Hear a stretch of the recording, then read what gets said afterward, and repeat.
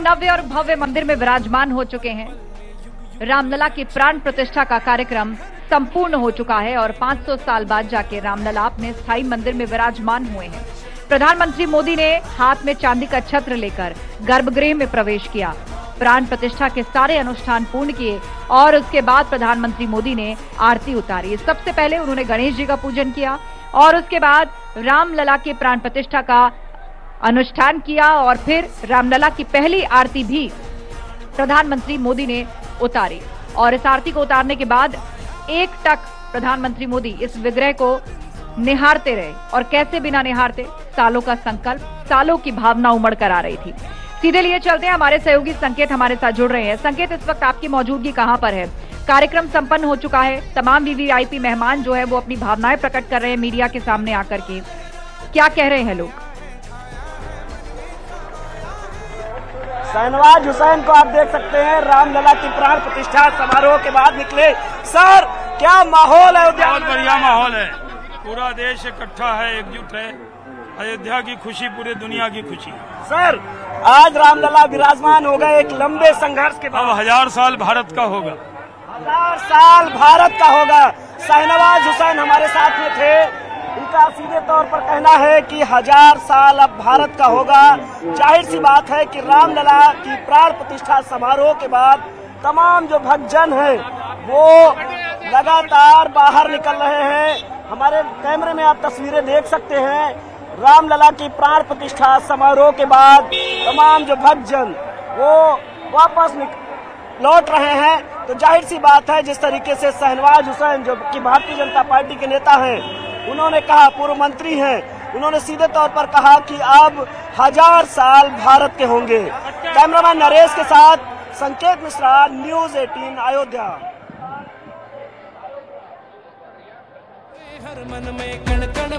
तो संकेत हमें दिखा रहे हैं प्रतिक्रियाएं। बीजेपी नेता शहनवाज हुसैन वो निकले इस कार्यक्रम में अतिथि के तौर पर, वो भी शामिल हुए।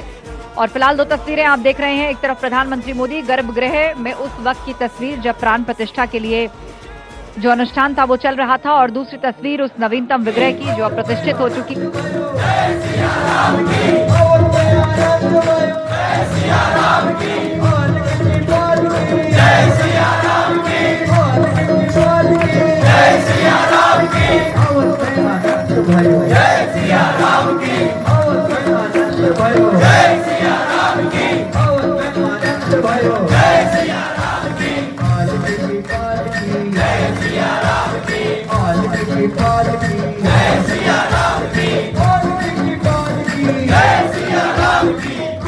विराजमान हो गए, प्राण प्रतिष्ठा हो गई, राम जी पधारे अयोध्या। बहुत खुशी का अवसर है। देखिए, सब जगह दिवाली का माहौल हो गया है, दिवाली से भी ज्यादा युद्ध। जो किरदार आपने निभाया था, आज रामलला विराजमान होकर वो सच नजर आ रहा है। तो जाहिर सी बात है कि ये माहौल है अयोध्या की सड़कों पर। आप देख सकते हैं जो जिन्होंने बिल्कुल, और अभी आपने सुना रामायण सीरियल की दीपिका चिखलिया जिन्होंने सीता का किरदार निभाया था, वो भी अतिथि के तौर पर इस प्रतिष्ठा में शामिल हुई। उन्होंने भी ज्यादा बात नहीं की, लेकिन जरूर ये कहा कि अब प्रतिष्ठित हो गए हैं रामलला। कुछ दिन पहले रामायण सीरियल के श्री राम, सीता और लक्ष्मण अयोध्या में आए थे और लोगों का ढेर सारा प्यार उन्हें मिला था।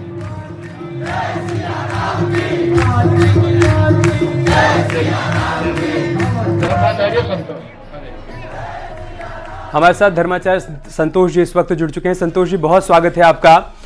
500 साढ़े 500 वर्षों का इंतजार समाप्त हुआ, रामलला अपने उस स्थान पर विराजमान हो गए जहां उन्होंने जन्म लिया था, और प्रधानमंत्री मोदी ने आज इस मंच से ये संदेश भी दे दिया कि अब ये देश उस दिशा में आगे बढ़ चला है जब राम से राष्ट्र की बात होगी, जब देव से देश की बात होगी। जी, बहुत ही सुंदर 500 वर्षों का जो ये इंतजार था, ये पूरा हुआ। और आज का दिन तो अपने आप में अद्भुत और अलौकिक है। राम राज्य बैठे त्रिलोका, हर्षित गए भये सब शोका। अब जो भय है, जो उन्माद है, जो कष्ट है, जो दुख है, जो अन्याय है, वो समाप्त होगा। और राम राज्य अगर होगा तो हर्षित सब लोग प्रसन्न होंगे, भयमुक्त होंगे और आनंदित होंगे, परस्पर प्रेम करेंगे। ये एक ऐसा आज ऐतिहासिक दिन है, पूरे भारतवर्ष नहीं पूरी धरती का ऐतिहासिक। राम यदि राजा थे तो पूरी धरती के राजा थे, पूरे संपूर्ण ब्रह्मांड के राजा थे, और राम राजा थे, राजा हैं और राजा ही रहेंगे। इसीलिए राम राज्य बैठे त्रिलोका, हर्षित गए भये सब शोका। हर व्यक्ति भय मुक्त होना चाहता है, दुख से मुक्त, कष्ट से मुक्त, पीड़ा से मुक्त होना चाहता है।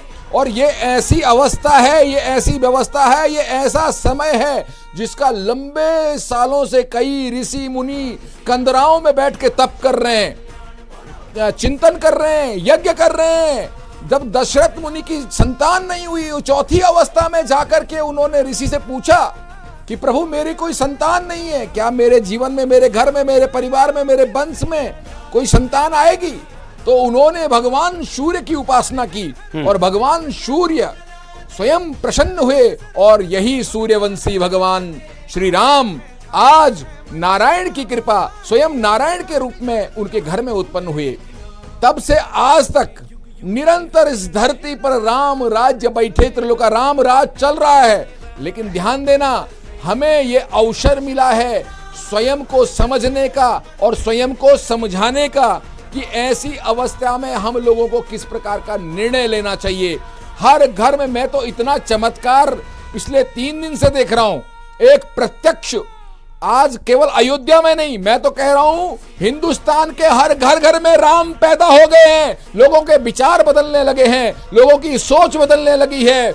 हर मैं जहां भी देखता हूं, न्यायालय से लेकर चिकित्सालय से लेकर मंदिर से लेकर आश्रम से लेकर होटल से लेकर हॉस्पिटल से लेकर हर जगह भगवान श्री राम की ध्वजाएं लहरा रही हैं। हर घर घर में राम की ध्वजाएं लहरा रही हैं। मैं किसी जाति धर्म संप्रदाय से सब लोगों को बाहर होकर गए कि भगवान ने एक ही बात कही कि हर सर्वस्य चाहम हृदय सन्निविष्टः, मैं सबके हृदय में निवास करता हूं। मैं जाति धर्म संप्रदाय नीति राजनीति इन सब से हट करके मैं सबके हृदय में विराजमान होता हूं। मैं सबके कल्याण के लिए सोचता हूं। बिल्कुल संतोष जी, यानी कि कह सकते हैं कि पूरे हिंदुस्तान की, जैसे कि आपने बात की, जगह जगह पर भंडारे करवाए जा रहे हैं। लोग इतने भाव विभोर हो गए हैं कि भगवान राम के आने की खुशी में वो सोचते हैं जिस भी तरीके से स्वागत हो पाए हम करना चाहते हैं। यही वजह है कि पूरे हिंदुस्तान में, पूरे भारत में आज इसी तरह का माहौल देखने को मिला। आपने जैसा कि जिक्र भी किया कि ध्वजाएं लहरा रखी हैं हर घर में, हर चाहे न्यायालय को, हर जगह पर इस तरह का माहौल है। कह सकते हैं कि राम राज्य की एक बार फिर से शुरुआत हो गई है। त्रेता युग जैसा युग एक बार फिर आ गया है।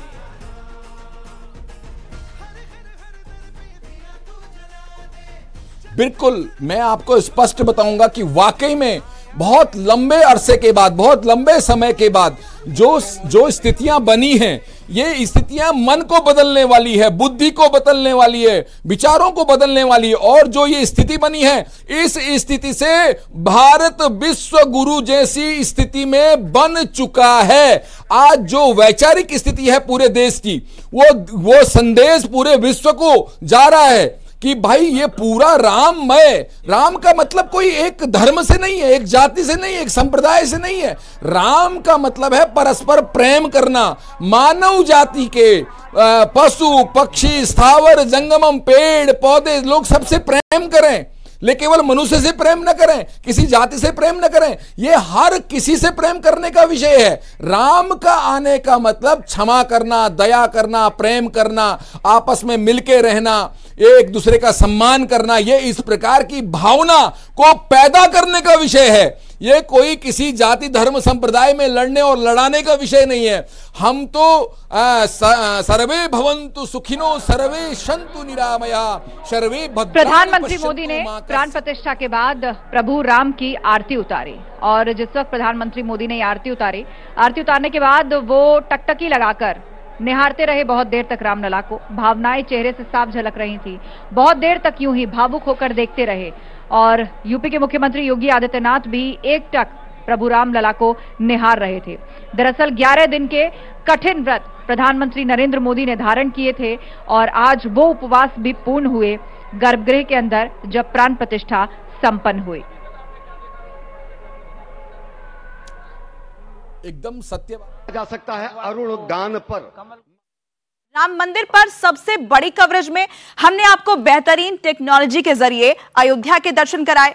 लघु पुष्पक में बैठकर आपने अयोध्या धाम को देखा और अब हम कोशिश कर रहे हैं करोड़ों राम भक्तों की आस्था और भावना को एक और रूप देने का। जी हां, और इसी कड़ी में मैं इस वक्त मणि पर्वत पर पहुंच चुकी हूं। अयोध्या का ये वही मणि पर्वत है जिसके बारे में कई मान्यताएं हैं। पीछे आप देख पा रहे होंगे वो राम मंदिर जो अभी निर्माणाधीन है। जब पूरी तरीके से बन जाएगा तो कुछ ऐसा ही दिखेगा। मणि पर्वत के बारे में कहा यह जाता है कि राजा जनक ने अयोध्या में इतनी मणियां भेजी कि उसके ढेर से यह पर्वत बन गया और इसी पर इस वक्त हम खड़े हैं। तो प्रभु राम जिनकी जगह देश के दिल में है, राम भक्तों की आस्था को आज हम टेक्नोलॉजी के जरिए एक बार फिर से मूर्त रूप देने की कोशिश कर रहे हैं। और सोचिए, जब प्रभु राम अपने पुष्पक से अयोध्या वापस लौटे होंगे तो उस वक्त क्या नजारा रहा होगा। एक बार फिर से वो अयोध्या वापस लौट रहे हैं, अपनी नगरी में आ रहे हैं जहां उनका जन्म हुआ, जहां भव्य दिव्य मंदिर बन रहा है। तो पुष्पक से जब वो लौटे क्या नजारा रहा होगा, यही हम आपको दिखाने की कोशिश करेंगे। और इसके लिए जरा आपको नजरें ऊपर की तरफ करनी पड़ेगी, क्योंकि जो पुष्पक विमान है जिससे प्रभु राम आए थे वो ऊपर वहां आसमान में अभी आपको दिखेगा और वहीं से वो नीचे उतरेगा। देखिए, ये भव्य और दिव्य पुष्पक विमान ये देखिए यहां उतर रहा है। और पुष्पक कुबेर का यह विशालकाय विमान बेहद सुंदर भव्य, जिसे रावण ने अपने भाई कुबेर से छीन लिया और रावण का अंत कर प्रभु राम उसी से अयोध्या लौटे। और आज अयोध्या में मौजूद हर भक्त, अयोध्या के बाहर मौजूद हर श्रद्धालु कुछ ऐसा ही महसूस कर पा रहे होंगे।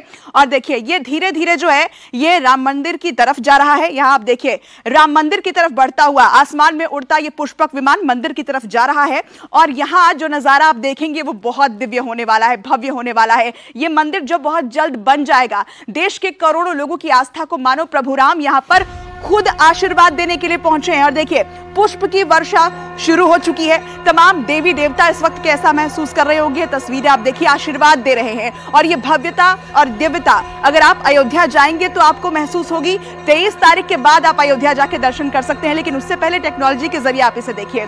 प्रभु राम की कृपा यहाँ पर आपको महसूस होगी। और हमने लोगों की इसी आस्था और भावना को टेक्नोलॉजी की मदद से आपको दिखाने की कोशिश की है। ये दिव्य और भव्य रूप राम मंदिर का, और उसके ऊपर खुद आशीर्वाद देते मानो प्रभु राम नजर आ रहे हैं।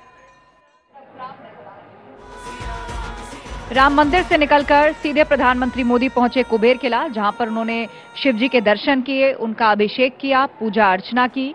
और आपको बता दें कि ये वही शिव मंदिर है जिसको संतों ने उस वक्त बनाकर पूजा की थी जब प्राण प्रतिष्ठा का वक्त नजदीक आ रहा था। कोई और विघ्न ना आए, इसलिए इस शिवलिंग को यहां पर स्थापित करके संतों ने उसकी पूजा अर्चना की थी।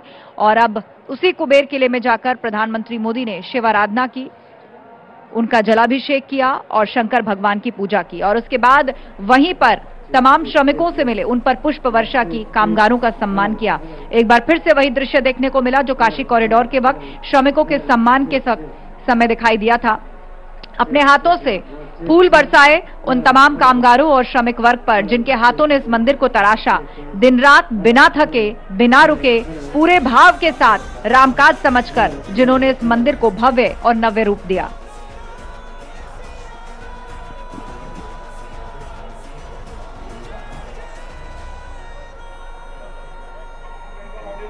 प्राण प्रतिष्ठा के दौरान पीएम मोदी के साथ ही राष्ट्रीय स्वयंसेवक संघ के प्रमुख मोहन भागवत भी वहां पर मौजूद थे। पीएम मोदी के साथ गर्भगृह में मौजूद थे। वो हर तरह की पूजा में मोहन भागवत पीएम मोदी के साथ ही बैठे हुए नजर आए। प्राण प्रतिष्ठा का साक्षी बनने के बाद संघ प्रमुख ने पीएम मोदी को एक सच्चा तपस्वी बताया और राम मंदिर के लिए किए गए संघर्षों का जिक्र किया।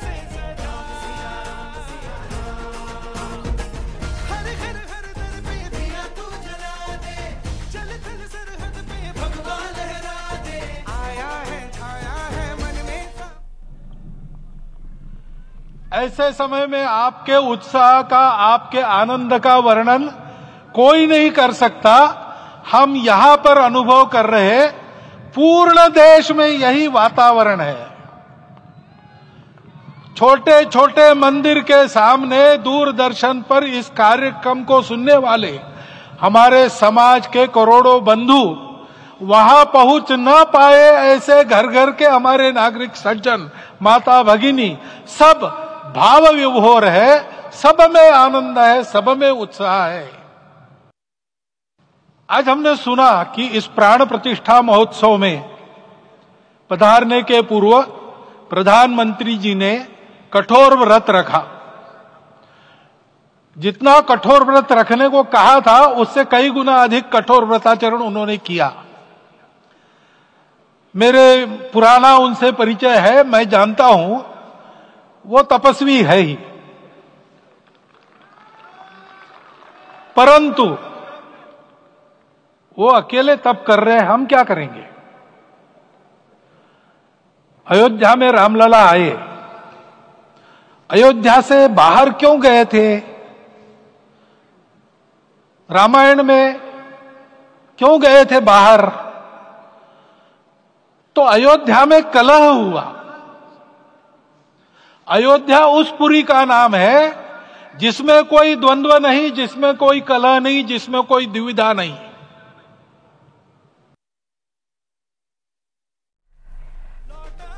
तो अयोध्या में जिस वक्त प्राण प्रतिष्ठा कार्यक्रम संपन्न हुआ उस वक्त मंदिर के परिसर में हेलीकॉप्टर से पुष्प वर्षा की गई। प्राण प्रतिष्ठा के दौरान अयोध्या नगरी में त्रेता युग की झलक देखने को मिली। शास्त्रों में त्रेता युग में भगवान श्री राम के लिए राज्याभिषेक के लिए जिस तरह से तैयारियों का वर्णन देखने को मिलता है, आज के दिन भी बिल्कुल वैसा ही अद्भुत विहंगम दृश्य देखने को मिला। अयोध्या की झलक सभी को भाव विभोर कर देने वाली है।